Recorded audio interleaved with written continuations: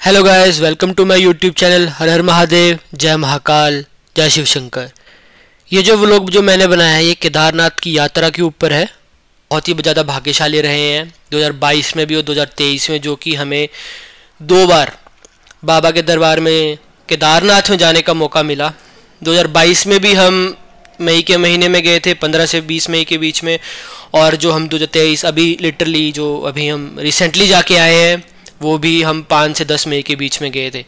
पिछली बार जो यात्रा रही है और इस बार जो यात्रा रही है, दोनों में क्या डिफरेंस था, दोनों में हमें क्या परेशानियां और क्या हम बाबा ने हमारा क्या साथ दिया, किस तरह सारी मुसीबतों का, सारी कठिनाइयों का हमने आराम से समाधान किया और खुद ब खुद सब कुछ हो गया, इस व्लॉग में मैं पूरा बताऊंगा। और ये दोनों व्लॉग्स का मिक्स है, क्योंकि 2022 में मैं इतनी व्लॉगिंग नहीं करता था। इस बार थोड़ा मैंने सोचा कि थोड़ा सा व्लॉग बनाऊं। तो सबसे पहले मैं आप सभी को ये बताना चाहूँगा कि केदारनाथ धाम उत्तराखंड स्टेट में पड़ जाता है, और केदारनाथ पहुंचने के लिए सबसे पहले हमें ऋषिकेश पहुंचना है। ऋषिकेश से हम जाएंगे रुद्रप्रयाग, रुद्रप्रयाग से जाएंगे हम सोनप्रयाग, सोनप्रयाग से जाएंगे गौरीकुंड, और गौरीकुंड से हमारी यात्रा स्टार्ट होती है केदारनाथ की, जो कि वहाँ से 16 किलोमीटर है।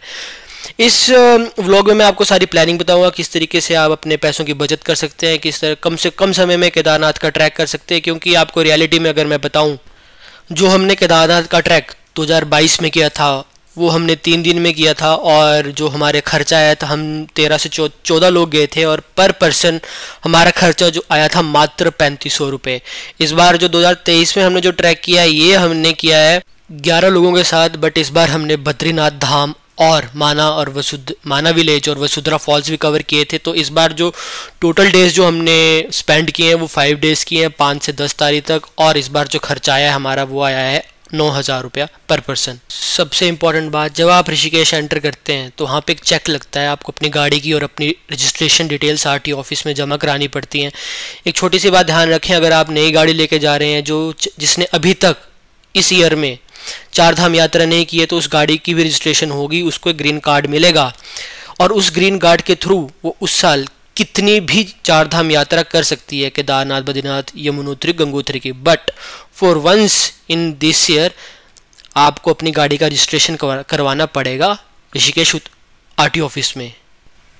प्राइवेट गाड़ियों के लिए ज़रूरत नहीं है, वहाँ पे कोई ग्रीन कार्ड नहीं लेना पड़ता है। बट जो कमर्शियल व्हीकल हैं, जैसे जो बड़े हम ट्रैवलर लेके गए थे, तो हमें ग्रीन कार्ड लेना बहुत ज़्यादा ज़रूरी था। प्राइवेट गाड़ी के लिए नहीं है ज़रूरी, बट कमर्शियल व्हीकल्स के लिए ज़रूरी है।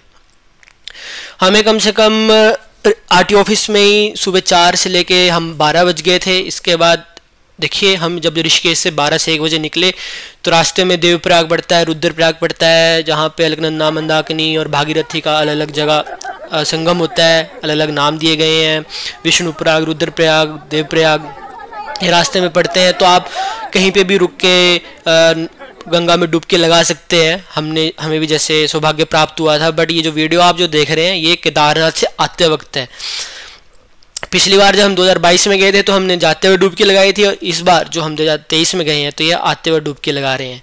इसके बाद जो सबसे इम्पोर्टेंट चीज़ आती है, केदारनाथ का ट्रैक स्टार्ट करने से पहले स्टे कहाँ करना है। मेरे एक्सपीरियंस और हमारे एक्सपीरियंस के अकॉर्डिंग आपको जो स्टे करना है सोनप्रयाग से पीछे करना है, सीतापुर से पीछे करना है, क्योंकि वहाँ पे आपको बहुत ज़्यादा सस्ते रूम मिलेंगे।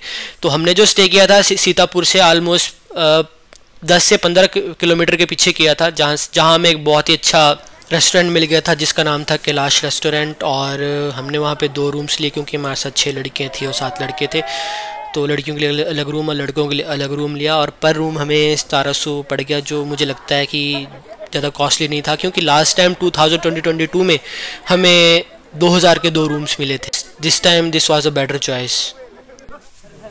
मेरा क्या प्लान था कि हम फ्राइडे रात को निकले थे। सैटरडे की हमने जो प्लान किया था, हमने सैटरडे शाम को पहुंचना था इस रेस्टोरेंट या किसी भी रेस्टोरेंट, और हमें संडे को ट्रैक स्टार्ट करना था। बट आरटीओ ऑफिस में जो हमारा टाइम वेस्ट हो गया था ना, उसकी वजह से हम रात को लेट हो गए थे। अब सैटरडे की रात को तो हम 8-9 बजे पहुंचे हैं। अब क्या हुआ, हम अभी भी स्टार्ट कर सकते थे ट्रैक सुबह संडे को, क्योंकि हमने रात को रूम छोड़ दिया 1 बजे क्योंकि जहां हम रुके थे वहां से 2 या ढाई घंटे लगने थे हमें सोनप्रयाग पहुंचने के लिए, और सोनप्रयाग से हमने गौरीकुंड के लिए पैदल निकलना था। बट अभी हमारे साथ गेम हुई, हमने एग्जैक्ट 1:30 से 2 बजे के बीच में रूम छोड़ दिया और हम सुबह 3-3:30 बजे पहुंचे सीतापुर। पिछली बार सीतापुर में क्या हुआ था, पिछली बार सीतापुर में लाइन नहीं लगी थी। 2022 में जब केदारनाथ हम गए थे, जो गाड़ियों के लिए जो लाइन लगती है सोनप्रयाग से गौरीकुंड के लिए, वो सोनप्रयाग से ही लगती है। अगर और ये ऑप्शनल होता है, जिसको गाड़ियों में जाना है जाए, जिसको नहीं जाना है तो वो अपनी पैदल यात्रा भी स्टार्ट कर सकता है। जैसे कि आप इस फोटो में और अगली वीडियो में देख सकते हैं कि हम पिछली बार सोनप्रयाग से गौरीकुंड के लिए पैदल गए थे, क्योंकि हम नहीं चाहते थे कि हमारा टाइम वेस्ट हो गाड़ियों की वेटिंग के लिए, क्योंकि गाड़ियों की जो लाइन लगती है वो 3-4 घंटे लगती है। बट इस बार क्या हुआ कि जो प्रशासन है, प्रशासन ने सीतापुर से ही लाइन लगवा दी थी, क्योंकि इस बार बहुत ही ज़्यादा भीड़ है केदारनाथ धाम में। इसलिए सीतापुर जो 4 बजे हम पहुंचे, 4 से 5, हमें वहीं पे 12 बज गए थे।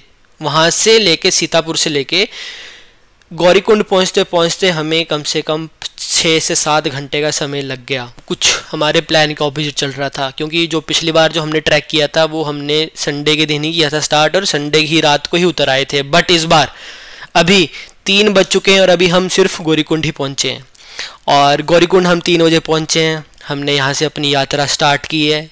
ये जो पीछे वाली फ़ोटो देखिए 2022 की है, ये 2023 की है। टोटली डिफरेंट ग्रुप्स थे, सिर्फ 2 लोगों को छोड़ के, और हमें हमेशा कोशिश करते हैं कि अपने साथ मैक्सिमम लोगों को लेके जाएं ताकि हमारा खर्चा कम हो जाए और हमें पर पर्सन जो कॉस्ट है वो कम पड़े। जो गौरीकुंड से जो हमने यात्रा स्टार्ट की वो हमने शाम के 3 बजे की, और जो गौरीकुंड से केदारनाथ का जो डिस्टेंस बताया है बोर्ड पे वो 16 किलोमीटर है, but according to my experience of 2 times मुझे लगता है वो 20 से 21 किलोमीटर के बीच में है। Hello guys, this is Shivam Gupta on behalf of Ms. Sakshi Verma, who is the owner of this channel Keep It Simple Vlogs। और अब हम दिखा देते हैं आप सभी को हमारे साथ जो यात्री हैं। अभी सिर्फ 1.5 किलोमीटर आए ऊपर।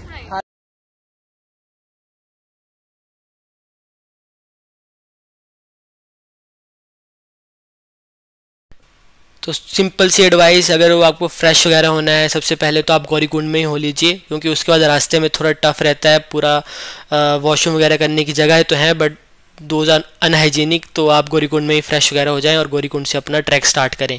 इसके बाद जो आपका टारगेट रहेगा वो रहेगा रामबाड़ा तक का, क्योंकि रामबाड़ा की फ़ोटो है, और रामबाड़ा जो है आपका मिडल पॉइंट रहता है। मतलब आपने अगर रामबाड़ा पहुँच गए अगर, तो मतलब आपने हाफ ट्रैक कर लिया है। और रामबाड़ा के बाद अगला टारगेट रहेगा बेस कैंप, जहाँ पे हमारे हेलीपैड है। जिसको डंडा लेके चलना है चल सकता है, मुझे डंडे की जरूरत नहीं पड़ती है, बट मैं मोस्टली रिकमेंड करूँगा कि आप अपने साथ डंडा लेके चलें, क्योंकि घोड़े जो होते हैं बहुत ही खतरनाक चीज़ है, आपको चलने नहीं देंगे। 4 से 5 फुट का रास्ता होगा तो सारे रास्ते पर सिर्फ आपके घोड़े ही चल रहे होंगे, और आगे से सिर्फ मुंह दिखता है, पीछे से उसका इतना मोटा पेट भी आता है। तो आप बिल्कुल कॉन्शियस रहें और ध्यान रखें, चारों तरफ आंखों से और कानों से सुनते रहें कि घोड़ा कहाँ से आ रहा है, कैसे जा रहा है, क्योंकि वो जस्ट बोलते हैं पीछे पीछे पीछे और बस आगे निकल जाते हैं। तो आप घोड़ों पे ध्यान रखें, सेफली ट्रैक करें। घोड़ों पे मैं तो इसलिए बोल रहा हूँ कि घोड़ों की वजह से ट्रैक मुश्किल नहीं, तो ट्रैक बहुत ज़्यादा ईजी है। इसके अलावा आपको ट्रैक में बारिश मिलेगी, ओले मिलेंगे, बर्फ़ मिलेगी। ये वाली जो वीडियो है 2022 की लगाई है मैंने। पिछली बार जो हम गए थे, पिछली बार बर्फबारी हुई थी बट इस बार के मुकाबले नहीं हुई थी, और क्योंकि इस बार रिकॉर्ड तोड़ बर्फबारी हुई है केदारनाथ में, जिसकी वजह से थोड़ा आना जाना मुश्किल है। यात्रा बार बार बंद भी होती रह रही है और बार बार स्टार्ट होती रह रही है, बट डरने की कोई बात नहीं, जाएं आप सभी। ठंडी हवा है, किसी को बहुत ज़्यादा ठंडी हवा में आना होगा तो प्लीज़ एक बार केदारनाथ जरूर आए। अभी हम 4 किलोमीटर है अभी हमारी डेस्टिनेशन, और बहुत ज़्यादा बारिश हो रही है और एरियन लग रही है, तो यहाँ का व्यू बहुत ज़्यादा एक्सपीरियंस किया। सब कुछ सॉर्टेड वे से किया हुआ था। इस बार प्रशासन ने क्या किया है, मुझे जो लगा कि ये चाहते नहीं थे कि लोग जो हैं वो एक दिन में यात्रा कंप्लीट कर पाए, क्योंकि जो लोग एक दिन में यात्रा कंप्लीट कर दे उसकी वजह से लोगों को ऊपर नुकसान होता है जो ऊपर रुकते नहीं है। इसलिए इन्होंने थोड़ा ये लाइन लंबी करवाई हुई थी, बार बार रजिस्ट्रेशन चेक, जिसकी वजह से आप एक दिन में हालत पॉसिबल ही नहीं है कि आप केदारनाथ की ट्रैक एक दिन में कर लो। इस 7 से 8-9 बजे के बीच में हम केदारनाथ धाम ऊपर पहुंच गए थे, जिसके बाद हमने वहां पे रूम लिया। जो रूम है, आप 2 तरीके के रूम मिलते हैं। एक तो आपको प्राइवेट रूम मिलेंगे जो कि 3000 रुपये पर पर्सन पड़ जाता है, और इसके अलावा आप छोटे छोटे लाइक तंबू ले सकते हैं जो कि आपको 500 रुपये पर पर्सन पड़ सकता है। हमने एक बड़ा तंबू लिया था जिसमें हम सारे के 11 लोग आ गए थे और वो हमें पड़ा था 500 रुपया पर पर्सन। सो हम रात को केदारनाथ रुके हुए थे, इस टाइम हम सुबह उठ चुके हैं और फ्रेश जिसने होना तो हो लिए है। अब हम जा रहे हैं दर्शन करने के लिए और जैसा कि आप सभी हाथ देख सकते हैं क्या नज़ारा है। तो दोस्तों क्या कहना चाहेंगे आप, कैसा लग रहा है आपको? है अक्षुन भाई? फैंटास्टिक। कैसा लग रहा है आपको? बस थोड़ी ठंड ज्यादा है। देखो वह जो इतनी ठंड है। थैंक यू भाई, आओ जरा भाई आओ, बताओ कैसा लग रहा है आपको? आज बहुत ही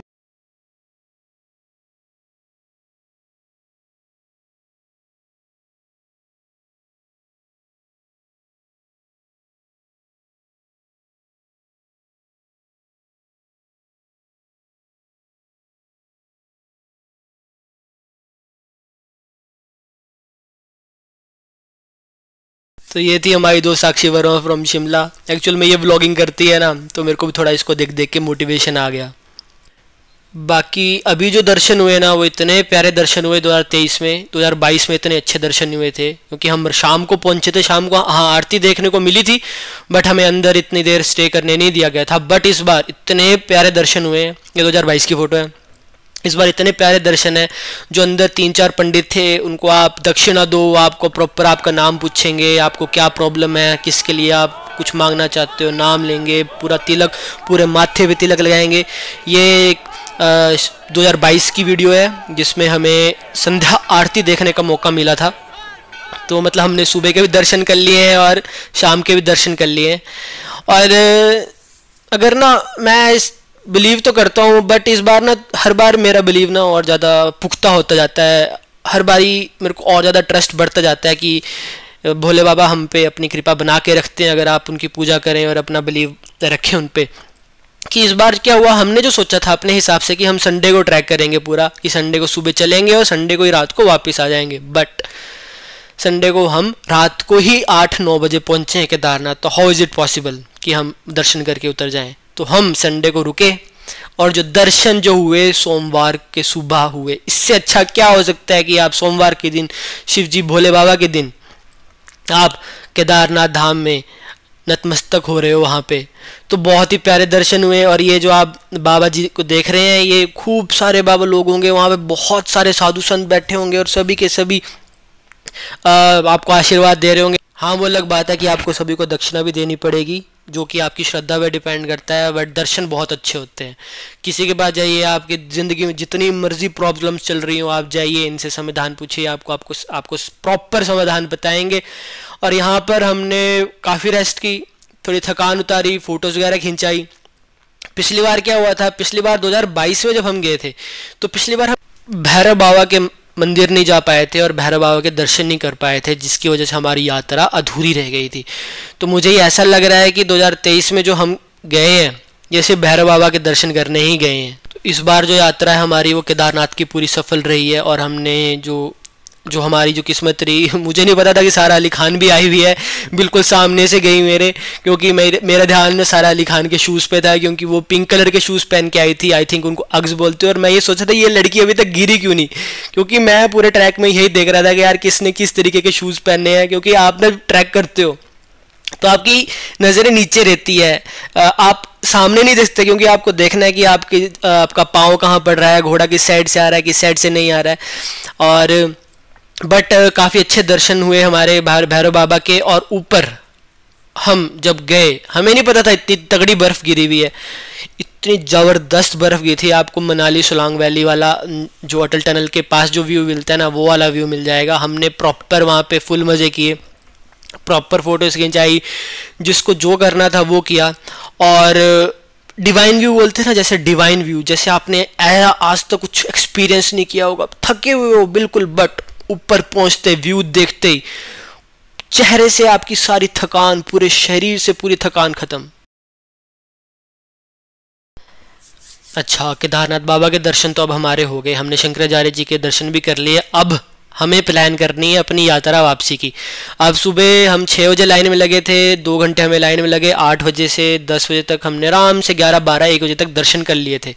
अब हम 1-2 बजे अपनी यात्रा वापस स्टार्ट करते हैं। और हमने 2022 में जो यात्रा की थी वो हमने रात को की थी। रात को व्यू ठीक रहता है, लाइटें लगी हैं हर 100 मीटर पे, और रात को सबसे अच्छी बात होती है अगर रात को आप यात्रा वापस करते हो आपको घोड़े नहीं मिलेंगे, तो आप अच्छी स्पीड से दौड़ सकते हो, चल सकते हो, और कोई टेंशन वाली बात नहीं है, प्रॉपर लाइटिंग है। बट इस बार जैसे हमें 2-3 बज गए थे वहाँ पे, ये पिछले साल की फोटो है रात की।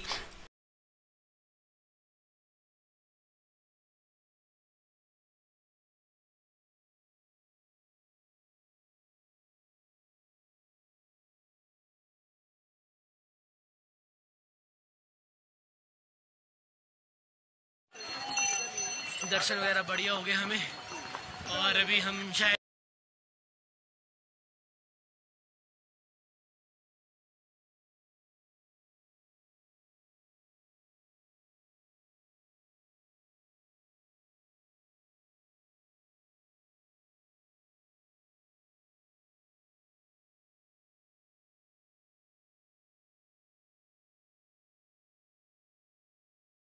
Thank you guys for watching this vlog. इसके बाद हम गए थे बद्रीनाथ, और उसके बाद वहाँ से गए थे हम माना विलेज, और उसके बाद हम गए थे वसुंधरा फॉल।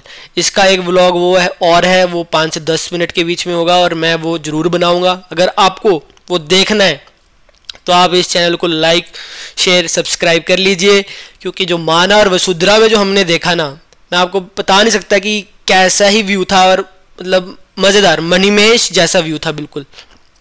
तब तक के लिए शब बखेर, bye bye, tata, good night.